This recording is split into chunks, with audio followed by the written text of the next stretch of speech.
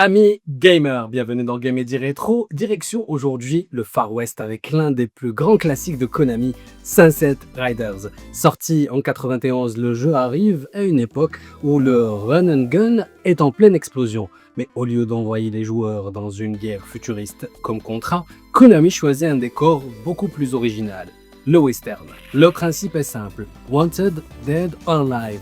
Vous incarnez un chasseur de primes lancé à la poursuite des criminels les plus recherchés de l'Ouest américain dans un jeu où l'action ne s'arrête pratiquement jamais. Sunset Riders enchaîne les séquences spectaculaires, fusillades dans les saloons, chevauchées à toute vitesse, combats sur le toit d'un train. Chaque niveau ressemble à une scène de film de western, mais derrière cette ambiance décontractée se cache un jeu exigeant.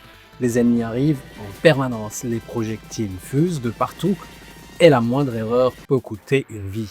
L'une des grandes forces de Sunset Riders est son mode multijoueur. Certaines bornes permettaient à 4 joueurs de jouer simultanément à l'écran. C'était parfois un joyeux chaos, mais c'est aussi ce qui faisait tout le charme des salles d'arcade. Le jeu a pourtant connu plusieurs modifications lors de son arrivée sur console. Dans la version arcade, le boss El Greco accueille le joueur avec un très direct « Die Gringo ».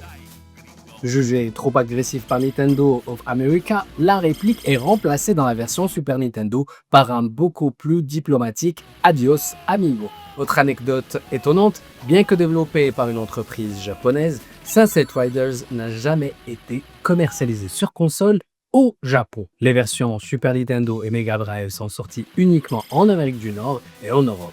Un paradoxe pour un jeu signé Konami. Plus de 30 ans après sa sortie, Sunset Riders reste l'un des meilleurs représentants de l'âge d'or de l'arcade.